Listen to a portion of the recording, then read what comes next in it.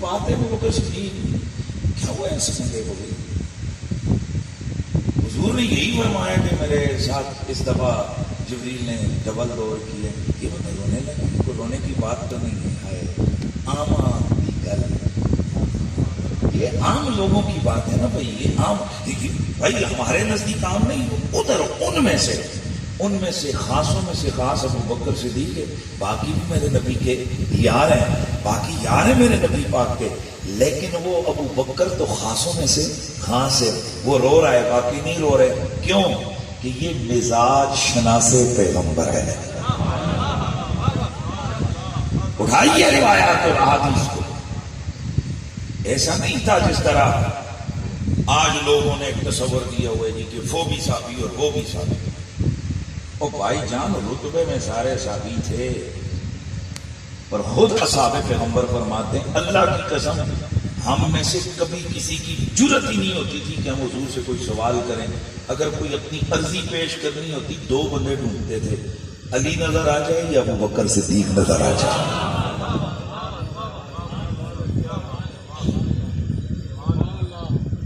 میرے حضور کے دربار کا جمال بھی بے مثال تھا اور میرے نبی کے دربار کا جلال بھی بے مثال تھا.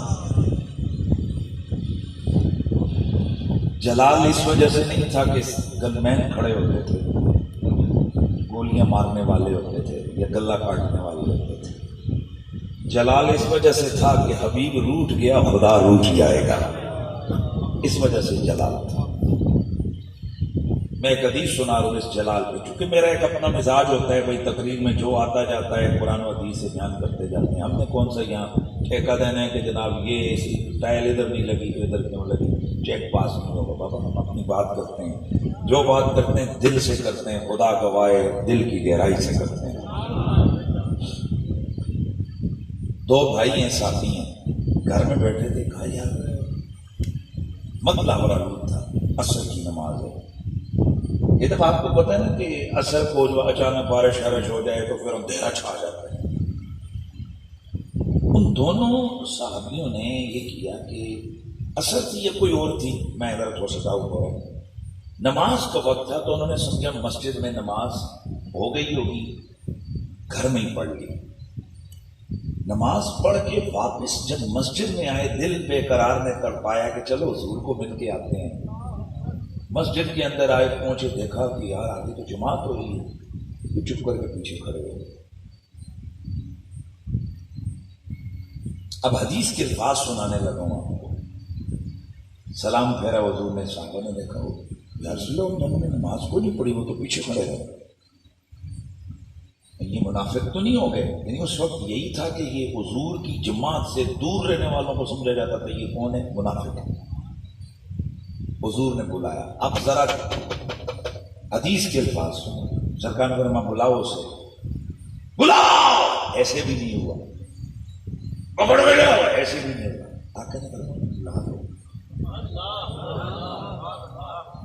اب رسول خدا کے یہ دونوں صحابی جو چل کے میرے نبی کے قدموں میں آ رہے ہیں, حضرات گرامی جو صحابی اس حدیث کو روایت کر رہے ہیں, وہ کہتا ہے کہ میں نے ان صحابہ کے جسموں کو دیکھا, ان کا لو لو عضو انگ انگ کانپ رہا تھا. کانپتے کانپتے حضور کے دربار میں کھڑے ہوئے. نماز کیوں نہیں پڑھی یا رسول اللہ؟ ہم نے سمجھا نماز ہو گئی, گھر میں پڑھ لی تھی. تو جب ادھر آ گئے جماعت سے شامل ہو جاتے, حضور پتہ نہیں تھا کیونکہ اس سے پہلے آپ نے ہمیں بتایا نہیں تھا.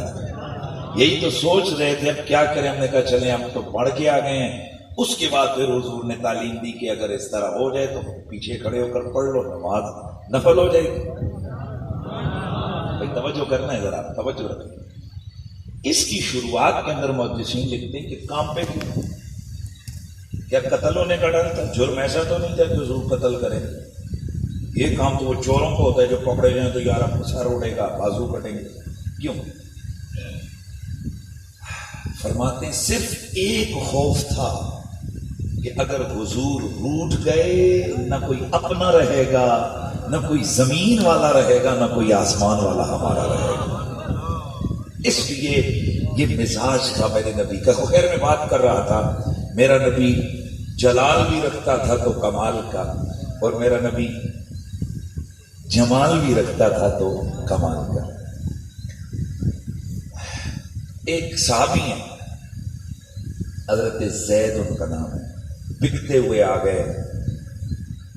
ان کو نا بڑا ان کے ساتھ انسیڈنٹ ہوا کہ ان کے والد ان کو لے کر آ رہے تھے کہ راستے میں ڈاکوؤں نے حملہ کیا, قافلے کے کئی لوگوں کو قتل کیا, بچوں کو عورتوں کو غلام بنا لیا. ان کے والد کسی طرح جان بچا کے نکل گئے.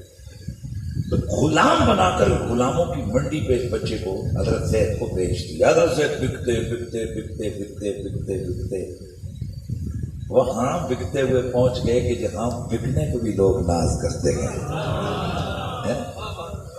یہ میرے مصطفیٰ کا دربار ہے. حضور کی زر خرید غلام بن کر بک کے آ گئے. ان کا والد بڑے امیر تھے, ڈھونڈا یمن میں, ادھر ادھر ادھر. کسی نے بتایا مصر میں, مصر چلے گئے. کسی نے کہا فلاں جگہ, ادھر چلے گئے. یعنی ساری زندگی کی جمع پونجی بیٹے کو ڈھونڈنے میں کو لگا تھی. اب بیٹا حضور کا کیا ہے؟ غلام. اور آپ کو پتہ ہے کہ عرب معاشرے کے اندر یا ان پہلے زمانوں میں سلیب, غلام, اب یہ گالی جیسا سخت چیز تھی, کیونکہ اپنا تو کچھ بھی نہیں رہا نا. اب کی آزادی تو سلب ہو گئی. غلام ہے, آقا کے آرڈر کا پابند ہے. اب والد کو پتا چلا کہ میرا بیٹا تو مدینے والے محمد کے پاس ہے. آ گئے حضور کو ملے. اچھا کمال سے حضرت زید اس وقت گھر میں نہیں تھے. رو کے کہنے لگے محمد سنا ہے آپ بڑے لجپال ہیں, بڑے دیالو ہیں, بڑے عطا کرنے والے ہیں, بڑی کرم نوازی کرنے والے ہیں. پورا قصہ سنایا, میرا بیٹا زید آپ کے پاس ہے, یوں یوں یوں یوں غلام بنا. میں بیان کرتے رہے, آقا میں فلاں منڈی پہ گیا, فلاں جگہ. باپ اپنا درد اگر کسی کے سامنے بیان کرے تو پھر اس باپ سے پوچھو اس کے دل میں اپنے لال کا, جدائی کا درد ہو اور بالکل منظر سامنے ہو, اور تو کیا رنگ ہوگا. حضور میری گزارش ہے یا تو پھر آپ اس کو فری میں مجھے دے دیں, میرے بیٹے کو میرے حوالے کر دیں, یا پھر آپ ایسا کریں کہ آپ مجھ سے جو بھی لینا ہے لے لیں, میرے بیٹے کو. تو میرے نبی پاک مسکرائے اور میں کچھ نہیں دوں گا, میری ایک شرط ہے. جی بولیں. میرے آقا نے فرمایا اگر تیرا بیٹا تیرے ساتھ جانا نہ چاہے تو میں زبردستی نہیں بھیجوں گا. یار مزہ نہیں آیا یار, میں زبردستی نہیں بھیجوں. یار باپ ہے, عرب معاشرہ ہے, انہیں کہا ہے غلام بنے ہوئے کا جب آزاد باپ آئے گا تو کون ایسا غلام ہے جو کہے گا کہ میں اپنی ماں, اپنے باپ, اپنے رشتہ داروں کے پاس نہیں جاتا. پر اس باپ کو پتہ نہیں ہے کہ یہ آج کس کی ظلموں کا قیدی بنا ہوا ہے, یہ کس اس پہ کامل کا عاشق ہے.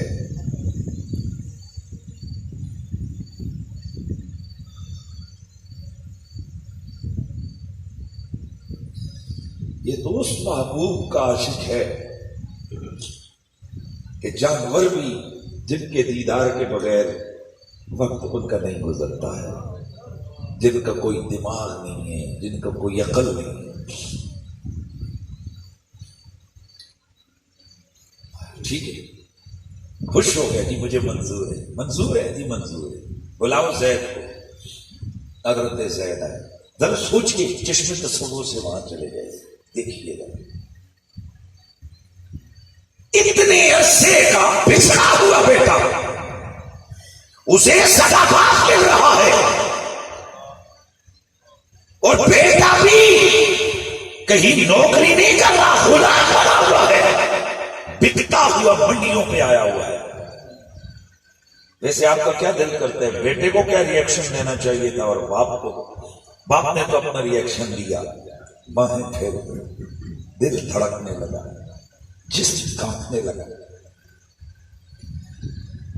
بے قراری چھلکتی ہوئی آنکھوں کے راستے سے آنسو بن کر ٹپکنے لگے. اور بیٹا جیسے ہی اپنے والد کو دیکھا رنگ اڑ گیا, رنگ اڑ گیا, غم کی کیفیت طاری ہو گئی. قدم آگے نہیں بڑھ رہے, قدم پیچھے آ گئے. اور چیخیں مار کے وہ بھی رو رہا ہے، پر اس کا رونا اور ہے، اس کا رونا اور ہے. یہ رو رہا ہے وصل میں، توجہ ہے، وصل میں، قربت کے لیے کہ اب میرے سینے میں ٹھنڈ پڑنے والی ہے کہ میرا بیٹا میرے دل سے لگے گا. اور بیٹا کس میں رو رہا ہے؟ وہ غم ہجر میں.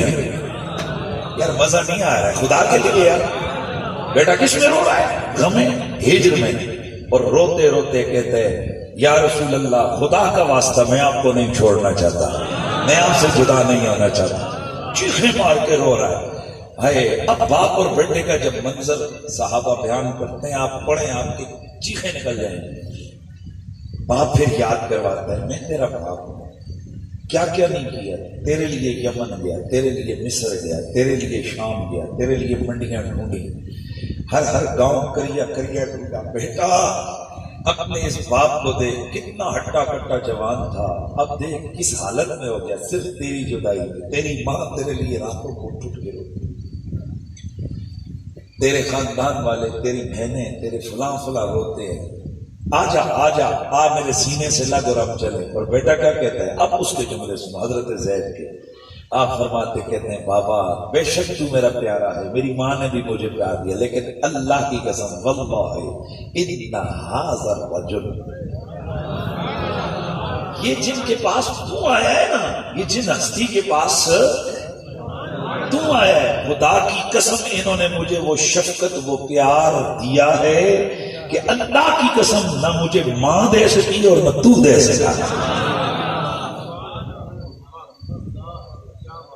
تو میرے حضور کا جلال بھی بے مثال ہے، مہربانی میرے نبی کا جمال بھی بے مثال ہے. یہ جو سامنے والے حضرات ہیں، یہ چند منٹ میں اور گفتگو ہے، بس آپ کا زیادہ آزمائش میں نہیں ڈالتا.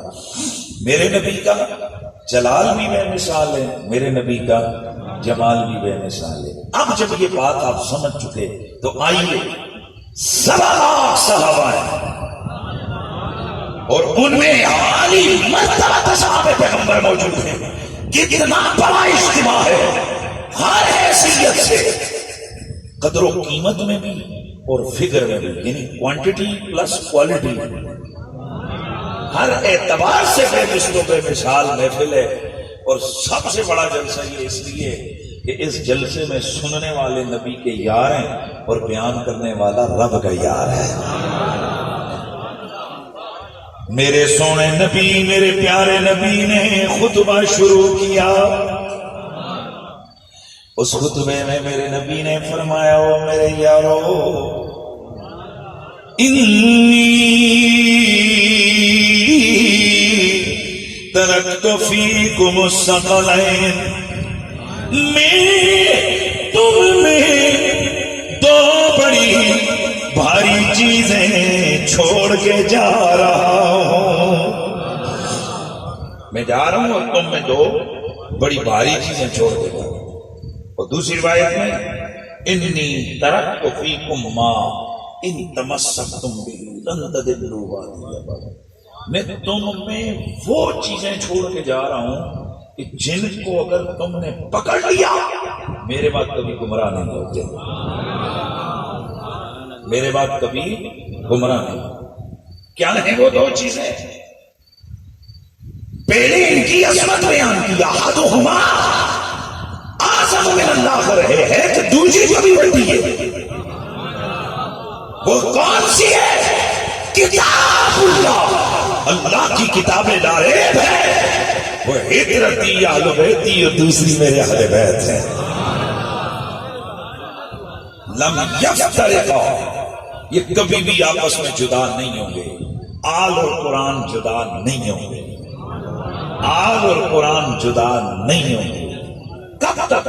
حتی انتہائی غائب کے، یہاں تک کہ یرد علی الحوض، دونوں حوض کوثر پر میرے پاس وارد ہوں گے. یعنی حضور نے قرآن اور آل کی جو جسے کہتے ہیں نا ان کی پارٹنرشپ، ان کی کلوزنگ کب تک بیان کی ہے؟ بولو ذرا. قیامت تک، حوض کوثر تک. اور میرا نبی تو یہ گارنٹی دے رہے ہیں کہ جو ان کے ساتھ لگ گیا وہ کبھی گمراہ نہیں ہوگا. یار ذرا عقل مت ماری ہوئی ہے اس مخلوق کی کہ جو ان سے لگ گیا وہ گمراہی سے بچ جاتا ہے. یہ خود کہاں گمراہ ہو سکتا ہے؟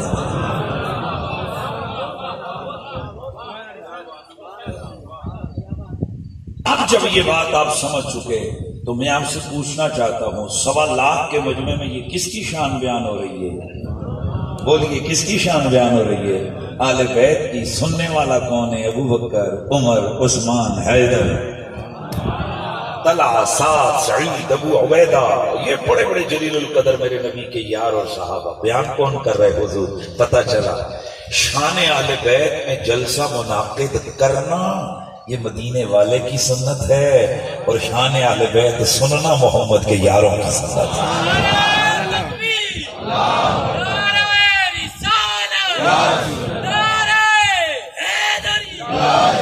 یہ چونکہ جو ہمارا بھائی ذیشان الخیری ہے، آپ اگر آپ سمجھتے کہ سبزیوں پہ گندا پانی ڈال کے سبزیوں کو پروان چڑھایا جائے تو آپ کو پتہ ہے کہ بیماری سبزیوں کے اندر آ گئی. یار ہوں یہ گل بھی میں تمہیں نہیں کہ میں تھوڑے کو سیدھی جی گل ہے کہ گندے پانی نال پکی دیاں بنی دیاں سبزیاں یہ صحت کے لیے کیا ہوتی ہیں؟ مضر ہوتی ہیں. اس لیے آپ کو پتہ ہے یہاں ہمارے یہاں تو سب کون کون بنا ہوا ہے.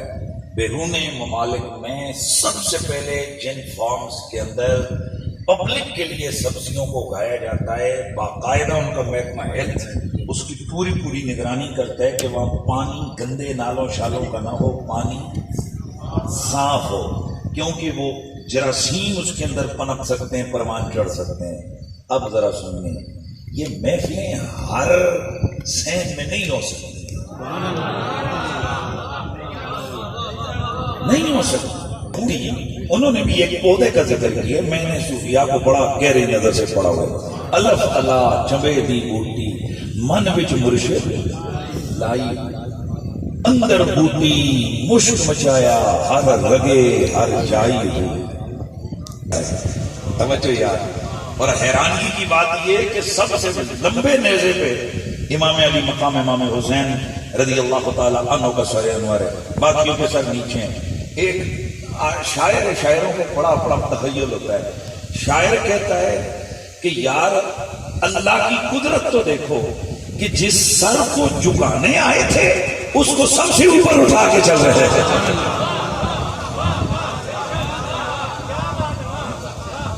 توجہ ہے. اور جس کو سب سے زیادہ نیچا دکھانا چاہتے تھے اسے سب سے آگے لے کے چل رہے تھے.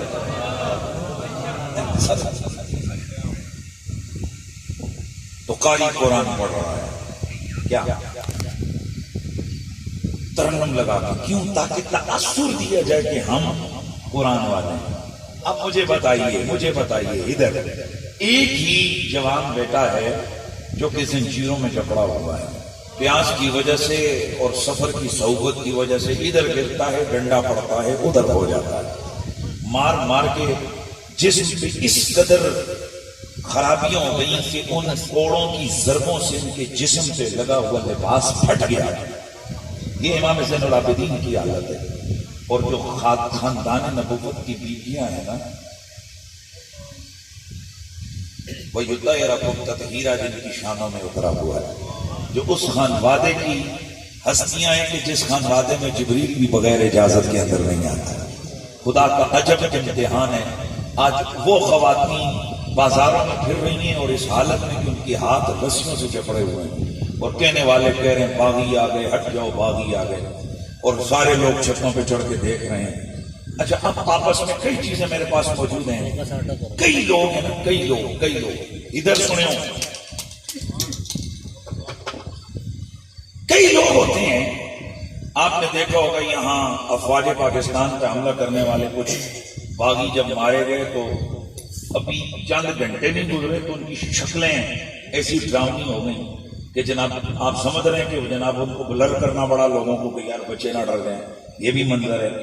اب ذرا اندازہ لگا سکتے ہیں کہ 1600 میل یعنی راؤنڈ اباؤٹ اتنا 1200 بنتا ہے، اتنے میل گرمی کے سفر میں یہ قافلہ جو سفر کر کے آیا، پہلے کربلا سے کوفہ گیا، پھر رات پہلی رات تو گزر گئی کربلا میں، پھر کوفے جانا، پھر کوفے میں رکنا، پھر رات وہاں، پھر ادھر سے قافلے کا دمشق کی طرف چلنا، پھر راستے میں منزل در منزل راتیں گزارنی، کتنے دن گزرے ہوں گے۔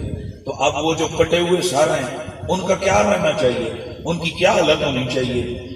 اب جس وقت یہ قافلہ گزرا نا بازاروں میں سے، تو لوگ چھتوں پہ چڑھے، اب عورتیں، بچے، باقی لوگ آپس میں باتیں کر رہے ہیں، کہتے ہیں یہ تو کہہ رہے ہیں یہ باغی ہیں، اور ٹھیک ہے قرآن بھی آگے پڑھ رہے ہیں، پر سر تو باغیوں کے نہیں لگ رہے ہیں۔ حضرات یہ وہ سر حسین ہے کہ جس وقت ابن زیاد نے دربار کوفہ میں سر پہ چھڑیاں ماری تھی تو صحابی رسول تڑپ گئے، اے بدبخت ہٹا چھڑی، کیونکہ میں نے اس سر حسین کو بارہا حضور کو بوسے دیتے دیکھا۔ اور یہی سر انور جب دربار یزید میں پہنچا، الزید فلید نے نا تحت جیسے کہتے ہیں کہ آپس میں کہتے ہیں ادھر دیکھو، ادھر ادھر ادھر دیکھو، چہرے حسین پہ دیکھ کے نا اندر اندر جیسے اپنے کتنا سونا ہے۔ پھر اس نے چھڑی ماری تو صحابی رسول جو کسی کام سے ادھر گئے ہوئے تھے ان کو بھی پتا چلا یار یہ کچھ ہو رہا ہے، وہ بھی آئے، انہوں نے دیکھا وہ یہ تو امام حسین پاک کا سر ہے۔ تو جب چھڑی لگی تڑپ گئے، فرمایا ہٹا اس بدبخت اپنی چھڑی کو، اللہ کی قسم جن دانتوں کو تو نا چھڑی سے ایسے ہونٹوں کو اوپر کرتا، ایسے کرتا، اور پھر کہتا بڈھا ہو گیا ہے، دانتوں موتیاں مانگو نہیں۔ توجہ ہے سب۔ تو صحابی رسول نے فرمایا کہ چھڑی نہ مار، میں نے ان لبوں کو مارا حضور کو یہاں بوسے دے دے، تو بوسا گاہے محمد ہی پہ چھڑیاں برسا۔ مسلمانوں میں آپ سے پوچھ رہا ہوں، اگر کوئی آدمی توہین اور انسلٹ سے حجر اسود پہ پتھر اور چھڑیاں مارے، مسلمان رہے گا؟ بولو ذرا۔ کعبے کی طرف پٹے مارے، کعبے کے غلاف کو آگ لگائے، کعبے کو اٹھا کر کو ڈنڈا مارے، بتاؤ مسلمان رہے گا؟ بولتے جاؤ نہیں، کیوں بھائی؟ پتھر کو اگر توڑ دیا، پتھر کو مار دیا تو کیا ہو گیا؟ کہا نہیں وہ پتھر نہیں ہے، وہ اللہ کی نشانی کی بوسہ گاہ مصطفیٰ کی توہین ہے۔ تو میں پوچھنا چاہتا ہوں، مولویوں سے کبھی پوچھا کرو، یا تو قانون ہی نہ بناؤ، اور اگر قانون بناتے ہو پھر ساری جزیوں پہ فٹ تو کرو۔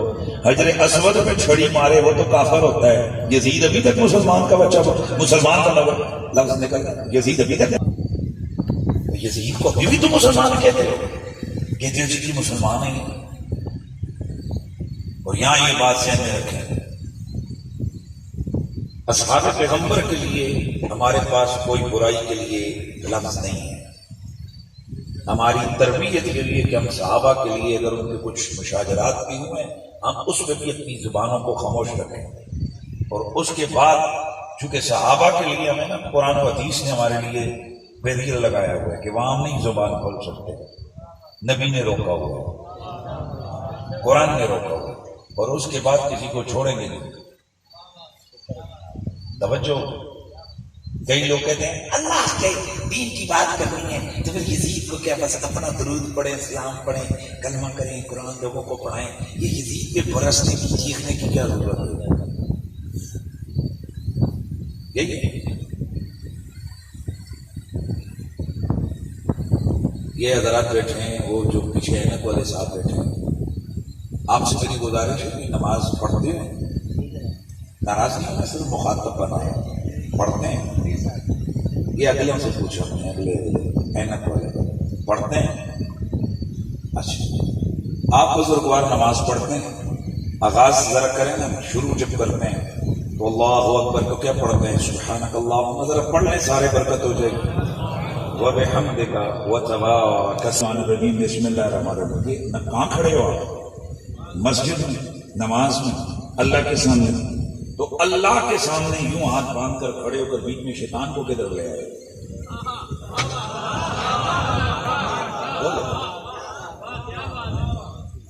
بتاؤ نا، یہ شیطان کو کدھر لے کے آ گئے ہو؟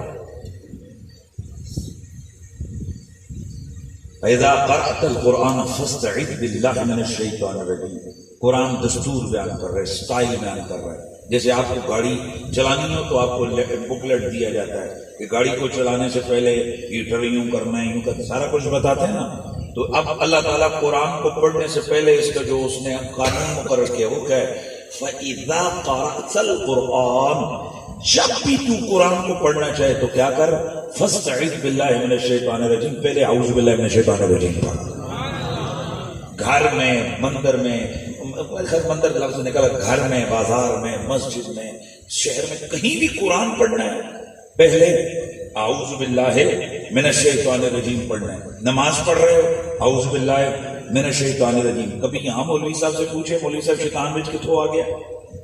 تو مولوی صاحب نے کہنا ہے کہ نماز اللہ کے رسول نے ہمیں سکھائی ہے، تو اللہ تعالیٰ چاہتا یہ ہے کہ میری عبادت بھی کرو خالصتاً، پر اس عبادت کا حصہ بنا دیا کہ میرے دشمن سے نفرت بھی تو ضرور کرو نا.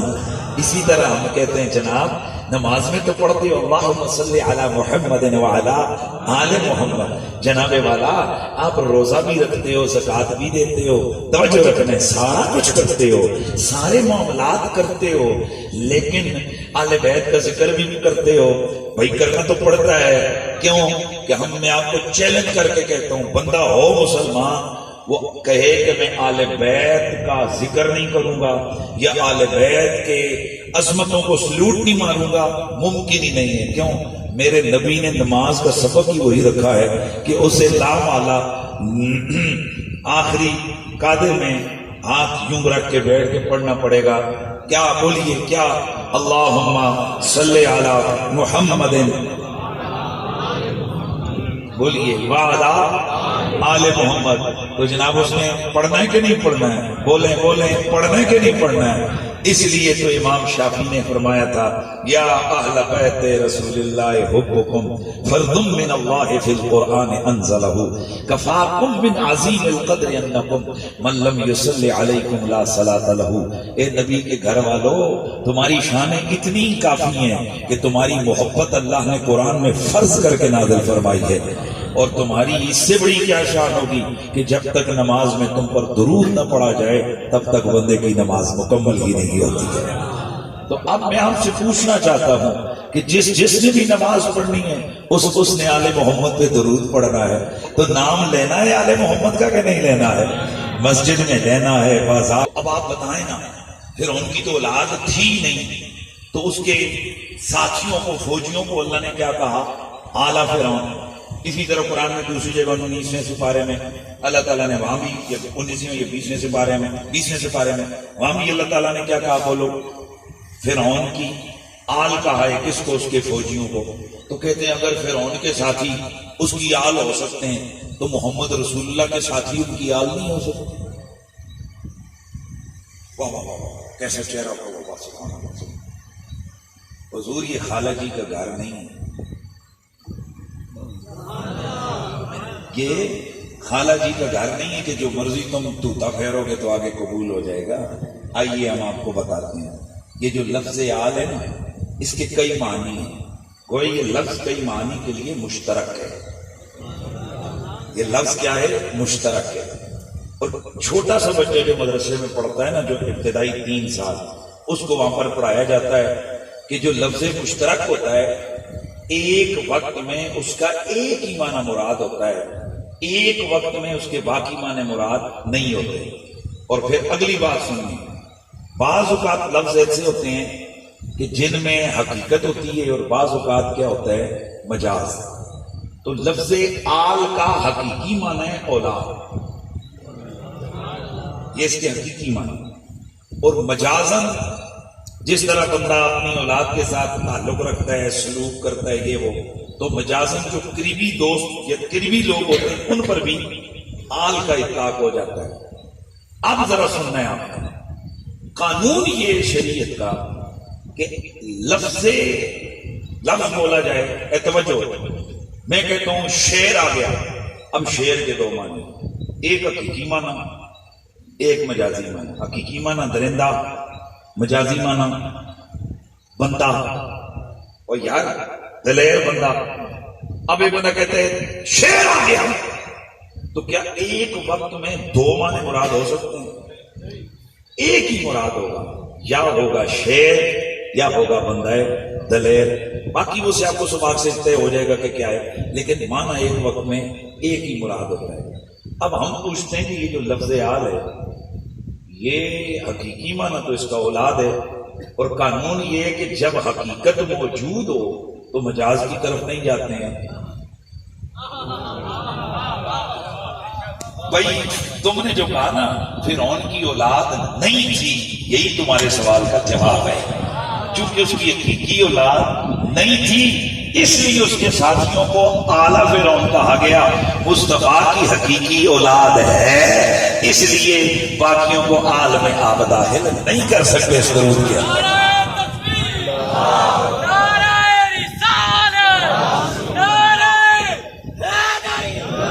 اور یہاں یہ بات ذہن میں رکھیں، کیا کریں گے بخاری مسلم ترمذی ابن ماجہ کی حدیثوں کا کہ جن میں میرے مصطفیٰ نے فرمایا اللہ نے میری آل کے لیے زکات حرام کر دی ہے. اگر آل سے مراد ساری امت ہے تو میں پوچھنا چاہتا ہوں یہ زکات کس کو دینے جاتے ہیں؟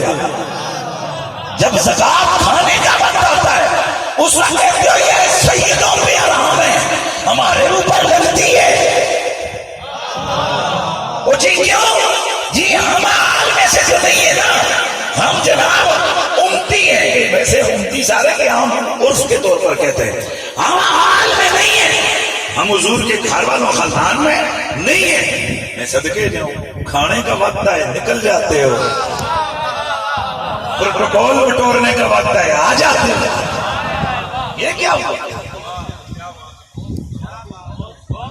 اور باتیں کر رہے ہو تم اس دور میں کہ جہاں ایک بچہ بھی آزاد ہے، جو اسے کہنا ہے وہ سامنے موبائل کھول کے کیمرہ آن کر کے کہہ سکتا ہے. حضرت یہ پرانا وقت ہوتا تھا جب اندر اندر مدرسے میں بیٹھ کے آپ تبلیغ کر لیتے تھے اور ایک عجیب و غریب یزیدی فورس تیار کر کے باہر بھیج دیتے تھے اور معاشرے میں وہ مروانیت کو اور یزیدیت کو پروان چڑھاتے تھے. اب تم کیمرے کے سامنے بات بھی کرو اور تمہاری بات ہم تک نہ پہنچ جاتی ہے. اب آگے بڑھو. اگر سارے ہی اولاد ہے تو حضرت ابو بکر صدیق نے کس کے بارے میں کہا تھا اللہ کی قسم مجھے حضور کی آل سے اپنی آل سے حضور کی آل زیادہ پیاری لگتی ہے. بھائی اگر پھر اس زمانے میں تو سب سے بڑا صحابی کون ہے؟ ابو بکر صدیق ہے. جو آپ کہتے ہیں کہ حضور کی اس آل میں سارے داخل ہیں تو پھر ہم پوچھنا چاہتے ہیں اچھا سر چلو ایک اور جو نا آگے ہم سوال. نبی پاک نے جس وقت قربانی کی تو اس وقت حضور نے کیا فرمایا تھا؟ اللہم تقبل ھذا منی ومن آلی. اور دوسرا مینڈا ذبح کیا تو یا اللہ تقبل من امتی من لم یدخل. دو مینڈے حضور نے ذبح کیے، فرمایا یا اللہ میری تو میری آل دی طرف ہو. دوجا ذبح کیتا تے فرمایا قیامت تک جڑی میری امت وچوں قربانی نہیں کر سکے گئے او دی طرف ہو. تو بھائی اگر سارے ہی آل میں سے تھے دوجا مہینہ کتوں؟ اے نبی نے دو دو کر کے 10 دیتا ہے. آل ہو رہے تو ہو رہے.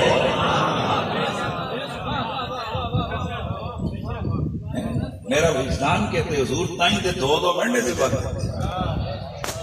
تبھی تو حضور کی 20 حدیثیں ہیں، 50 حدیثیں ہیں کہ یہ زکوٰۃ مال کا میل ہے، یہ میرے قرابت داروں پہ نہیں لگے. بس بات کو مکمل کرتا ہوں. اللہ تعالیٰ فرماتے ہیں انما یرید اللہ لیذھب عنکم الرجس اہل البیت ویطہرکم تطہیرا. اے نبی کے گھر والوں، اللہ تعالیٰ نے یہ فیصلہ کر لیا ہے کہ وہ تم سے ہر قسم کی رجس کو، ناپاکی کو دور کر کے تمہیں بالکل پاک صاف. دو چیزیں آج کے اس اجتماع میں بیان کروں. پہلی چیز کہ یہ آیت کا اثر کب تک ہے؟ کیا یہ صرف محمد علی فاطمہ حسن حسین تک تھی یا آگے تک ہے؟ اعلیٰ حضرت فاضل بریلوی رحمۃ اللہ تعالی فتاوی رضویہ جلد نمبر 15 پیج 730 سے آگے یہ پورا عنوان انہوں نے بیان کیا ہے اور حضرت محی ابن عربی رحمۃ اللہ تعالی علیہ آپ فتوات مکیہ کے اندر لکھتے ہیں کہ یطہرکم تطہیرا کی اس نص کے اندر قیامت تک آنے والی ذریت فاطمہ کا ہر فرد داخل ہے. جڑا ہولیاں بولے پھر اس سے میں کی بولے.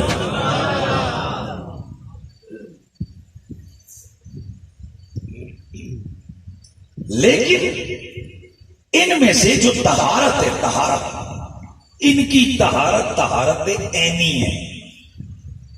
اب جو جملے بول رہا ہوں یہ بہت ہارڈ ہے، بہت بڑی چیزیں ہیں، اس کو سمجھانا چاہوں گا. ایک ہوتا ہے جوہر اور ایک ہوتا ہے عرض، یعنی ایک ہوتی ہے ذات اور ایک ہوتی ہے عرض. میں ان لوگوں کے لیے گفتگو کر رہا ہوں جو ماشاءاللہ علم کی دنیا کے لوگ ہیں. ایک ہوتی ہے ذات، ایک ہوتی ہے عرض، ایک ہوتا ہے جوہر، ایک ہوتا ہے عرض. میں آپ کو سمجھا دیتا ہوں. حسن یہ عرض ہے. اب بندہ الگ سے کہے جاؤ بازار سے حسن لے آؤ تو الگ سے سونی کوئی شے نہیں ہوتی، یعنی سونا الگ سے حسن کچھ بھی نہیں. یہ کوئی چیز حسین ہوگی. نہیں سمجھ آئی آپ؟ او بھائی ہم کہتے ہیں نا حسن، تو یہ حسن یہ عرض ہے.